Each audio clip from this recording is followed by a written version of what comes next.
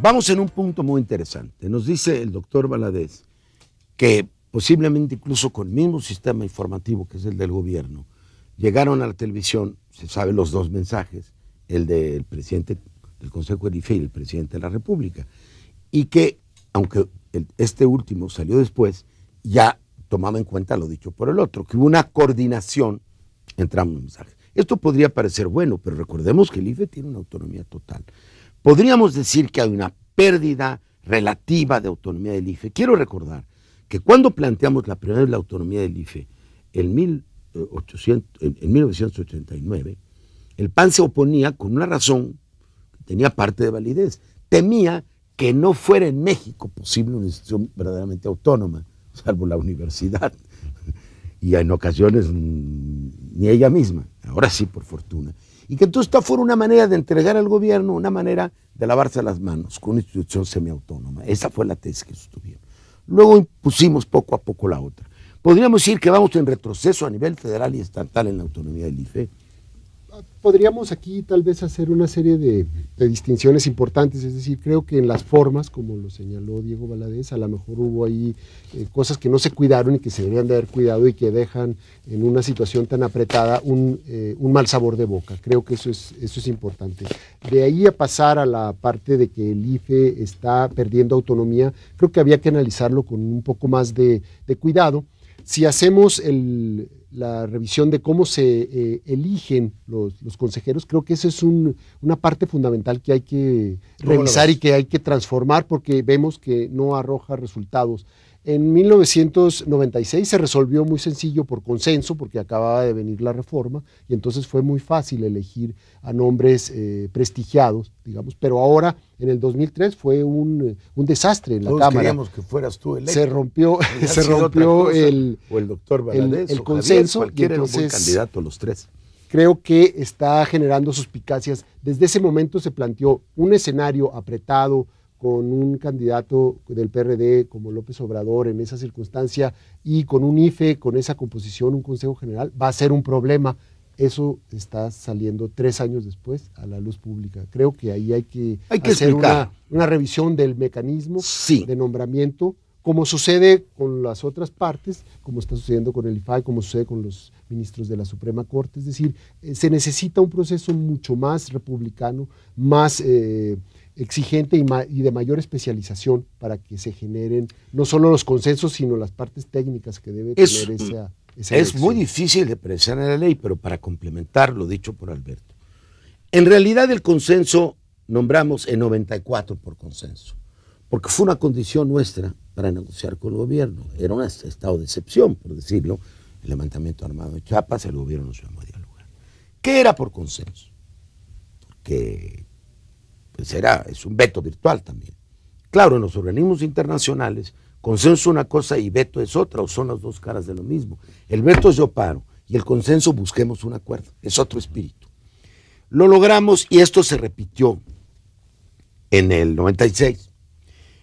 Solo así se asegura que todas las fuerzas políticas que están en la contienda están satisfechas con la composición. Es muy difícil llegar a consenso, pero hay que invertirle mucho tiempo.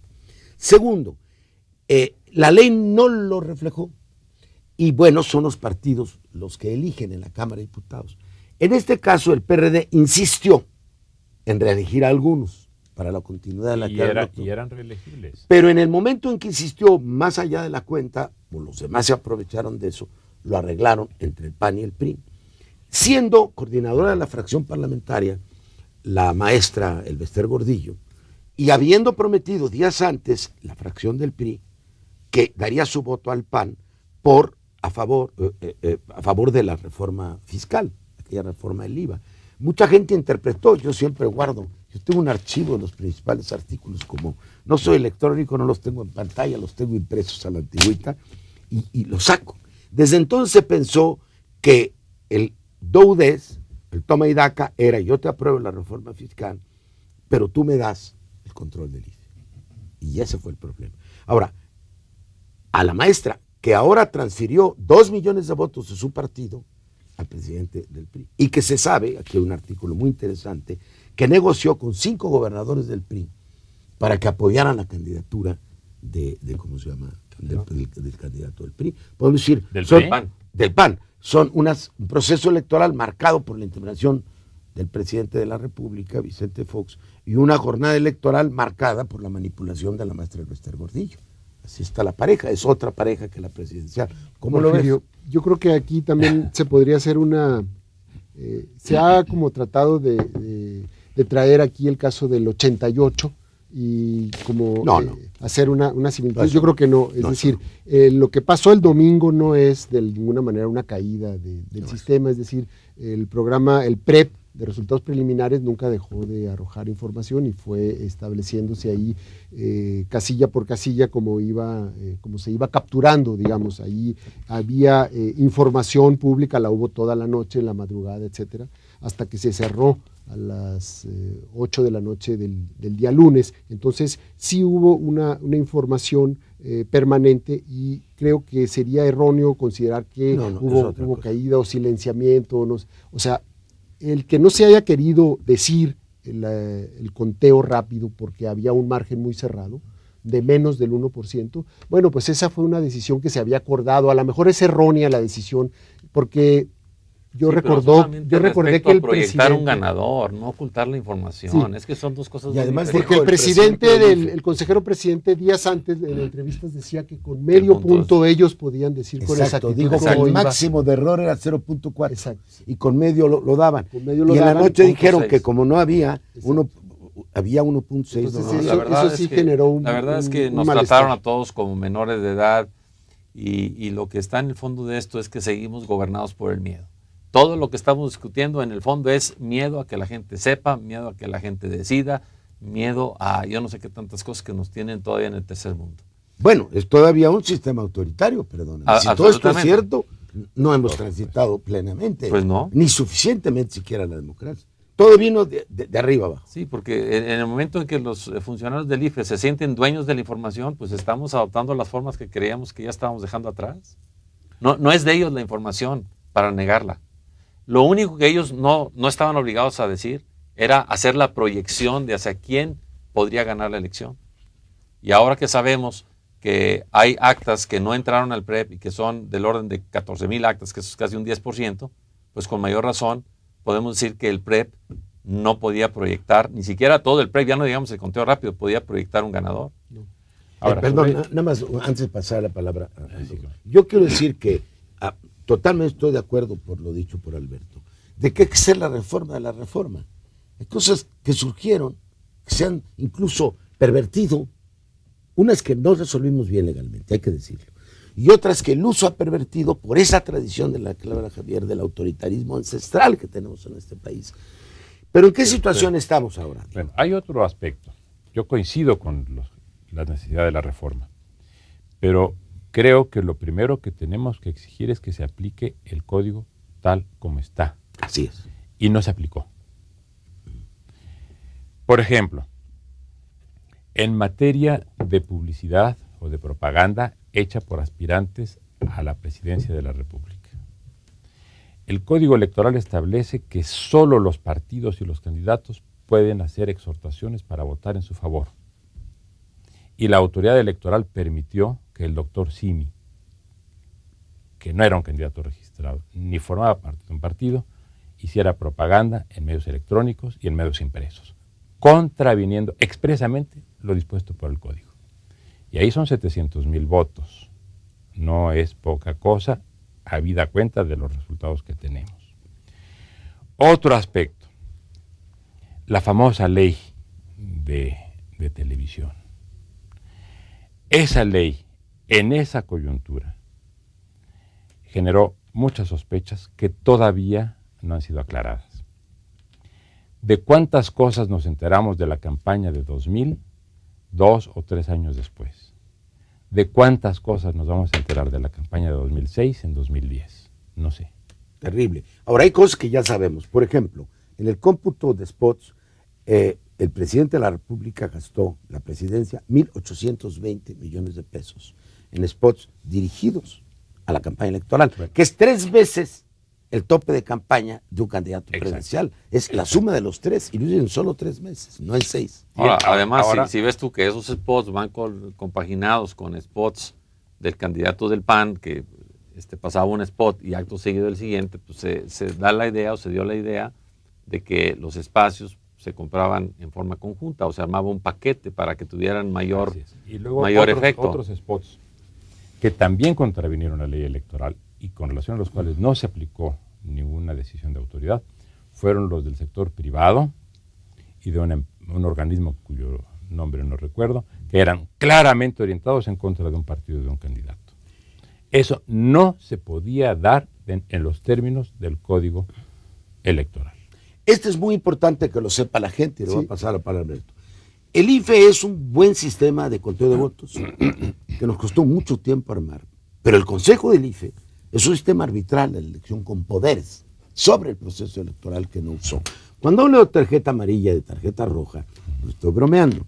Y he dicho que si el doctor Ugalde hubiera sido nombrado árbitro del Mundial de Fútbol, no hubieran pasado el primer partido, porque se hubieran hecho pedazos a patadas. No. Hay un artículo de la ley que dice a la letra que el Consejo del IFE puede sancionar a aquel partido cuyos militantes o dirigentes cometan actos contrarios al código.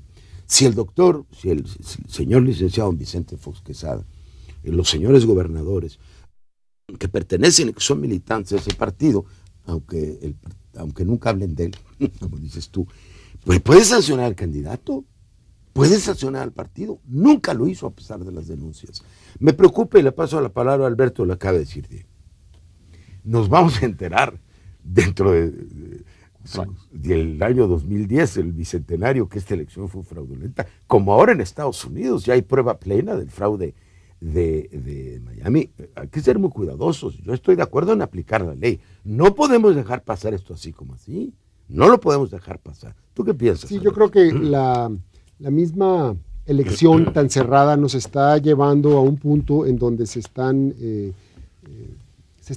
viendo cuáles son los puntos flacos de nuestra ley electoral y de las reglas del juego. Es decir, todas las reformas previas se han hecho en contra de la adversidad.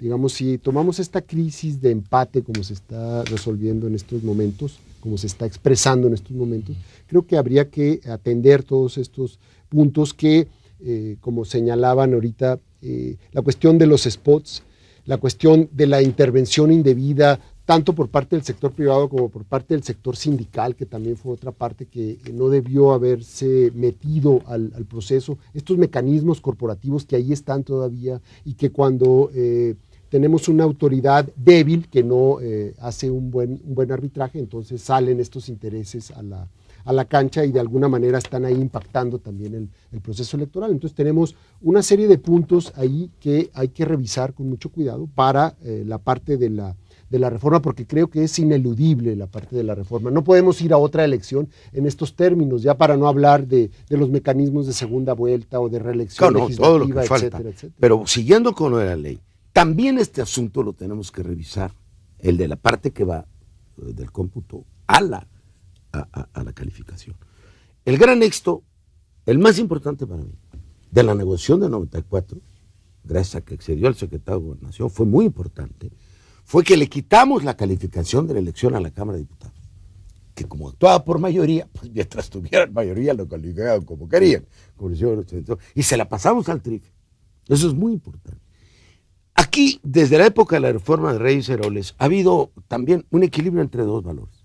La juridicidad, ¿sí?, legalidad de la elección, y por otro, la definitividad de la elección, que es a lo que estamos aludiendo.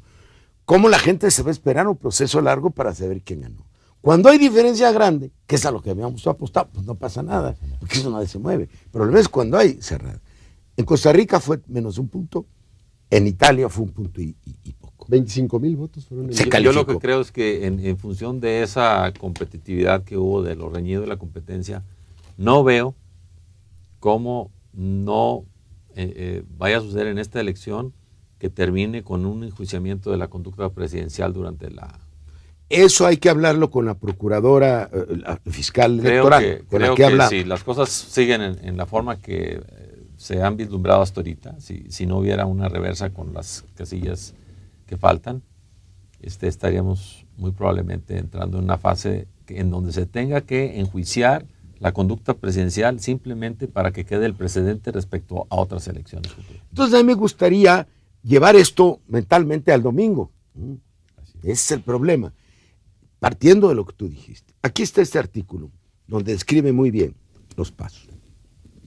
¿Cuál es la situación que hay en el momento actual?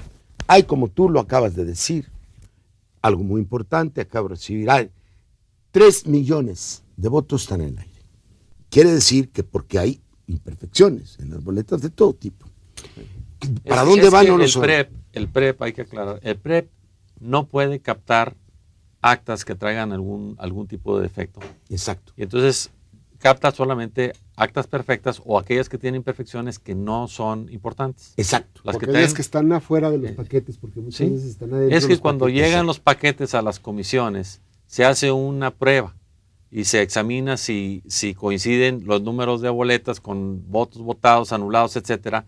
Y si no pasa esa prueba, si hay un cómputo mal hecho, o hay una enmendadura, o hay alguna cifra que no se lea bien, automáticamente el acta pasa a esa reserva. Exacto, pero para que la gente sepa lo que va a pasar hasta el domingo. Hay estos 3 millones, que son pues el 8% de la elección, el 7%, que es muy importante.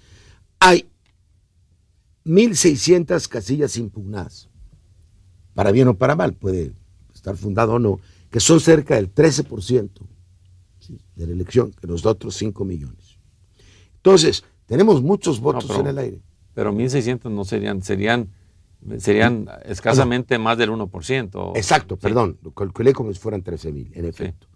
No, son 13.000 casillas impugnadas. Es el 13%, el 13% de la votación está impugnada. Ese es el dato que tenemos del IFE. Ahora, el domingo va a empezar el cómputo distrital la semana y el domingo hace su cómputo del IFE. Ahí la pregunta que vamos a dejar para el último tramo es ¿qué criterios va a tener el TRIFE? Porque según dice este artículo, que es un análisis de un antiguo consejero electoral, nos podemos ir legalmente hasta el próximo domingo 23 de agosto, de acuerdo con los procedimientos establecidos. Quiere decir que esto puede durar hasta antes de la instalación de la Cámara de Diputados. Vamos a volver en un instante.